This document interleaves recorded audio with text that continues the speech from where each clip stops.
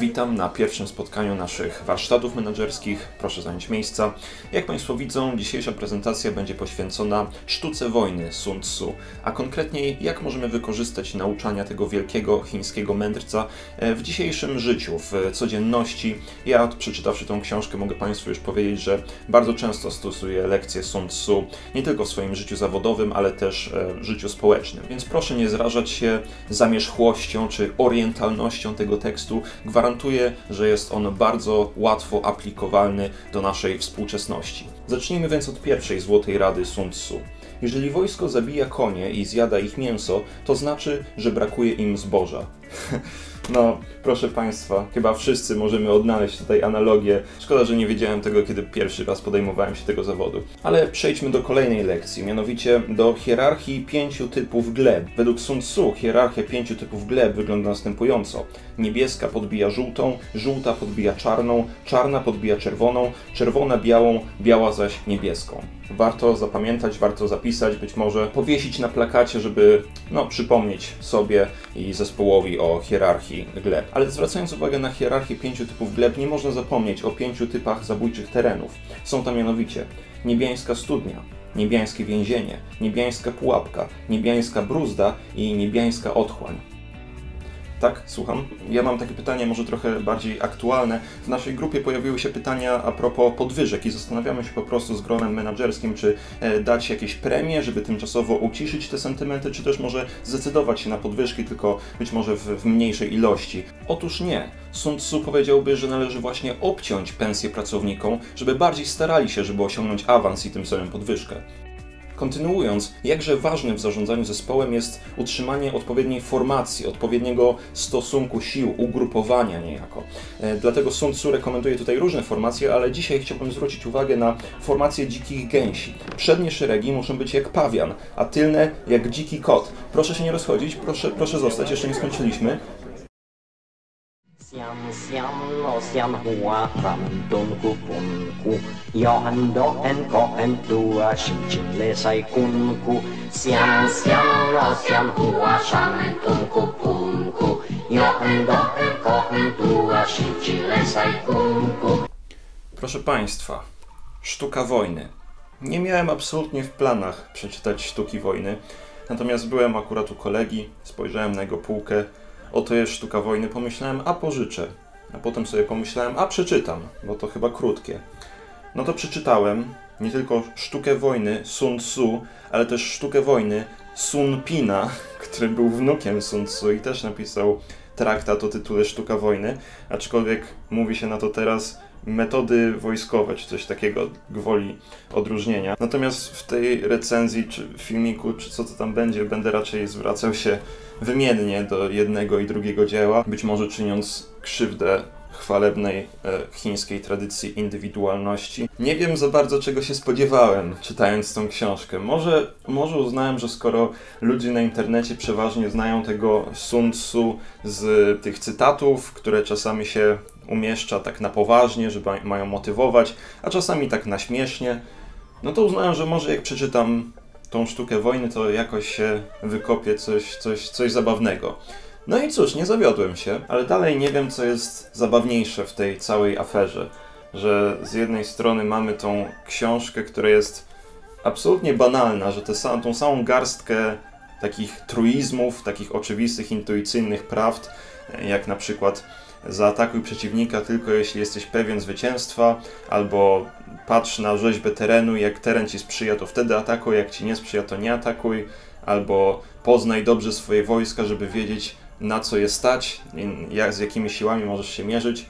Tego typu, truizmy są recyklingowane i opakowane w 10 różnych sposobów i to jest ta książka. Natomiast z drugiej strony mamy po prostu tą machinę zachodniego konsumpcjonizmu, która za wszelką cenę stara się pochłonąć tą książkę, przeżyć ją i strawić, jakoś umieścić tą cegiełkę tej książki z myśli Sun Tzu, żeby podbudować bardziej swój system. I cała ta akcja wydaje mi się taka groteskowa. Podchodzenie do tej książki jako do jakiegoś poradnika, manuału, nie wiem, technik biznesowych, że jak się to przeczyta, to się będzie lepszym, nie wiem, maklerem czy kimś tam. Mi się potem czyta sztukę wojny i wielkie zaskoczenie, jest o prowadzeniu wojny i przeważnie jest o tym, czy warto przekraczać rzekę, nie wiem, tam nocą, czy warto atakować z flanki, czy z zaskoczenia, czy jakie są typy terenu, gdzie lepiej wykorzystać lekką piechotę. No wiedzą Państwo, tego typu rzeczy. No i naprawdę trzeba się wysilić, trzeba ruszyć główką, makówką, żeby próbować jakoś przedzierżgnąć to na te porady biznesowe, na jakieś złote myśli. Łatwo zapomnieć to nauczanie, prawda, w tym zgiełku codziennego dnia roboczego, ale myślę, że warto trzymać tą radę blisko serca. Jeżeli wysoko wznosi się kolumna pyłu, to znaczy, że nadjeżdżają rydwany. Jeżeli pył nie wznosi się wysoko, lecz raczej szeroko rozpościera, to nadchodzi piechota. Jeżeli pył unosi się w wielu miejscach, to wróg zbiera drewno opałowe. No i akurat w tym wydaniu autorzy, to znaczy tłumacze, usilnie się starają każdą z tych myśli opakować po prostu w folijkę jak cukiereczek i nam zapodać, żeby było słodko i fajnie, nie tylko właśnie, żeby nam pomogło w pracy, ale też w romansie, a może w relacjach międzyludzkich, no ale kiedy te myśli są takie ogólne i takie właśnie banalne i w oczywisty sposób prawdziwe, no to nie ciężko się doszukać właśnie, jak to można się wygimnastykować, żeby to dopasować do jakiejś takiej innej życiowej sytuacji, a nie tylko do wojskowości. No i tak, w ten sposób wampiryczne, prawda, bezduszne korposzczury mogą pożywić się sokami życiowymi tego wielkiego mędrca wschodniego, którego należy darzyć wielkim szacunkiem i był legendarną postacią. I jak się czyta takie różne detale z jego życia, to widać, jaką jest wielką i wielebną i mądrą postacią. Moja ulubiona historia z jego życia to jest historia, gdzie był na dworze jakiegoś cesarza i cesarz go zapytał, czy te porady wojenne, które tak prawisz w swoich traktatach, czy stosują się również do kobiet? Nie wiem skąd takie pytanie, ale Sun Tzu odpowiedział, jak najbardziej stosują się. No to król kazał, czy cesarz kazał wyprowadzić 180 swoich konkubin, które miał, i je poustawiał tam w rządkach i dał je w ręce Sun Tzu, a on wybrał kapitanów 2 drużyn, podzielił je na pół. Za kapitanów dał najulubieńsze konkubiny, które ten cesarz miał i kazał im przeprowadzić musztrę, że na rozkaz się będą zwracać w prawo, potem będą się zwracać w lewo, potem coś tam maszerować. No i wydał głośny rozkaz, bił w bęben czy coś tam i się te kobiety, konkubiny zaczęły śmiać z niego po prostu. No to on się wkurzył, bo niesubordynacja wśród żołnierzy to jest wielka obraza, plama na jego honorze, więc wziął te 2 najprzedniejsze konkubiny, ulubienice, prawda, cesarza i mimo jego protestów odciął im głowy mieczem. No i potem kontynuował swoją musztrę i tym razem wszystkie konkubiny się go słuchały i ładnie się obracały na boki. Więc taki przyjemniaczek był trochę z Sun Tzu, bardzo przyszłościowo myślący, taki można by rzec protofeminista. Natomiast oprócz tych niekończących się opisów rzeźb terenu i w jaką pogodę atakować i czego się wystrzegać i jak grabić najefektywniej, prawda, terytorium przeciwnika, to jest tam też kilka porad na przykład dotyczących niestandardowych ataków wojennych.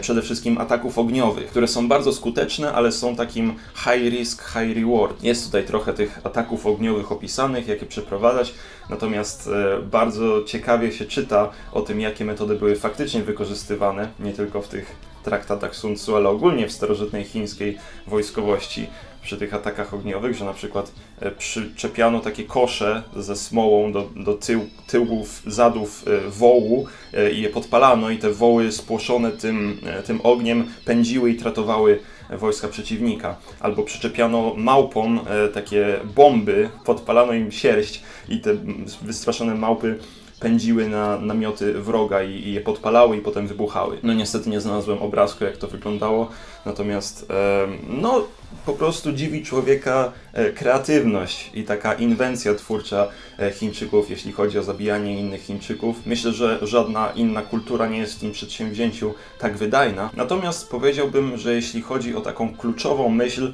zawartą w sztuce wojny, jest to, żeby po prostu kłamać, żeby w prowadzeniu swojej kampanii wojennej kierować się przede wszystkim fałszem, starać się omamić przeciwnika, zamydlić mu oczy na różnorakie sposoby. Na przykład jak mamy mało wojska, to palimy dużo ognisk i stawiamy kukły z siana, żeby się wydawało przeciwnikowi, że mamy dużo wojsk, wysyłamy szpiegów, łamiemy kontakty pokojowe, że najpierw wymagamy od jakiegoś sojusznika, żeby nam pomógł kogoś zgnieść, a jak zgnieciemy tego wroga, to potem tego sojusznika też tak za siłą zamachu. No i po prostu tą wojnę toczymy jak najbardziej niehonorowo jak się da. I tutaj to jest moja taka spekulacja, ale z tego, co jest w tej książce, wydaje się wynikać, że przed czasami Sun Tzu ci wszyscy generałowie i wojskowi walczyli dosyć honorowo, że raczej wierzyli w nacieranie się bezpośrednio w świetle dnia na równym terenie, że nigdy tam nie prowadzili jakichś wybiegów czy jakichś długich oblężeń, że wszystko to było takie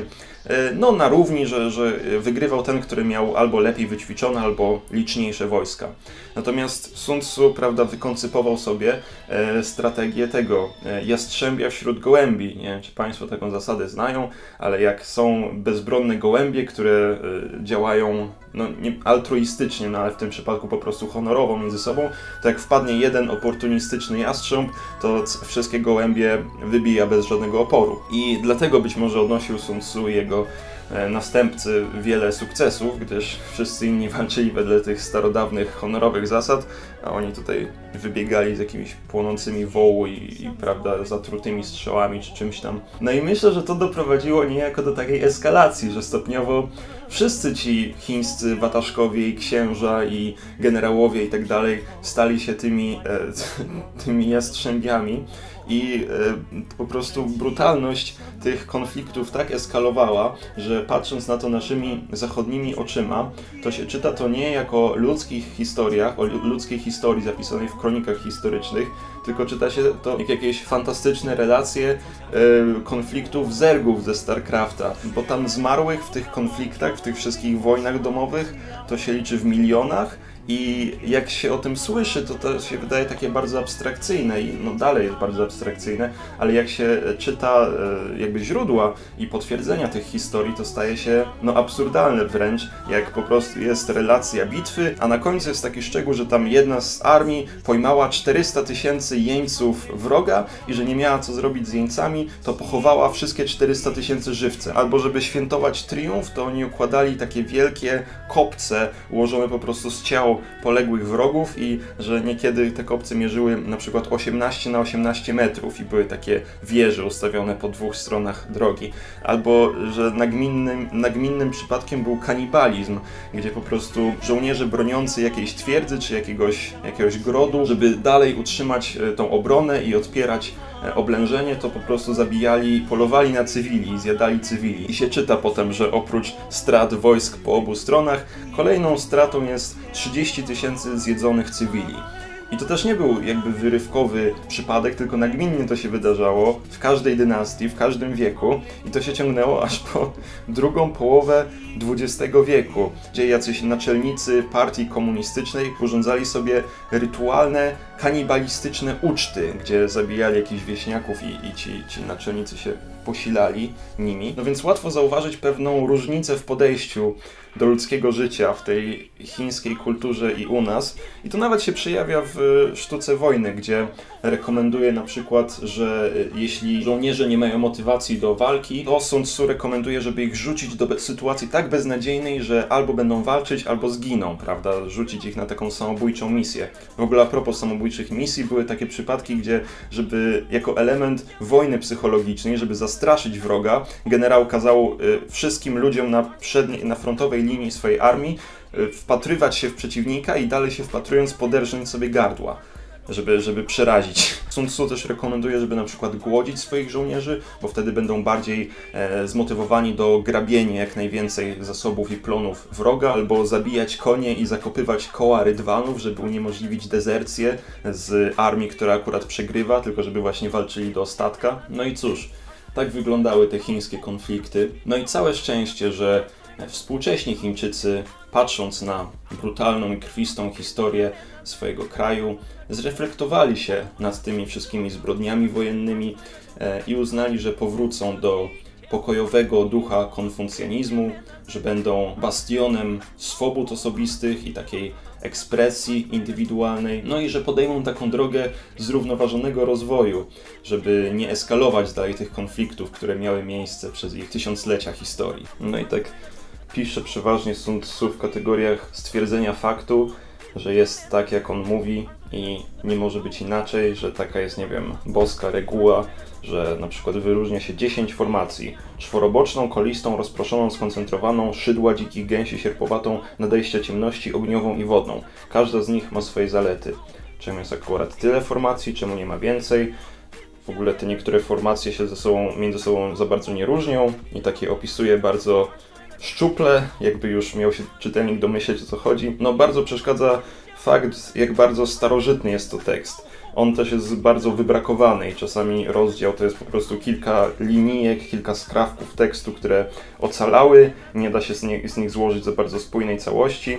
Mimo tego się gimnastykują tłumacze, żeby próbować wyciągnąć z nich jakieś złote myśli, jak mówiłem, ale te sposoby myślenia i sposoby doradzania są tak po prostu zamierzchłe i tak nieprzystępne dla współczesnego czytelnika, kompletnie przeciwnie niż coś jak, nie wiem, jak starożytna grecka literatura, która myślę, że nie zamieniła się po prostu w takie kryptyczne dziwadła. Natomiast może to wynika z tego, że jest to kultura dużo nam bliższa i że po prostu tutaj mamy dwa filtry, które nas właśnie oddzielają od tej pierwotnej treści. Nie tylko jest to bardzo stare i bardzo właśnie wybrakowane, ale też należy do kompletnie innej kultury z kompletnie innym mindsetem. Więc ja nie widzę specjalnie pożytku dla nikogo w czytaniu tego. Jeśli już ktoś chce jakiś biznesowy self-help, to może sięgnąć, myślę, po dużo lepsze pozycje, które są bardziej uczciwe, nie naciągają cytatów, żeby podporządkować się jakiejś myśli, tylko tworzą myśli oryginalne, no i przynajmniej nie implikują poparcia dla prawdopodobnie zbrodniarza wojennego, co jest też niemałą zaletą dla książki. Więc to chyba tyle, proszę Państwa. Będę się żegnał. Sayonara.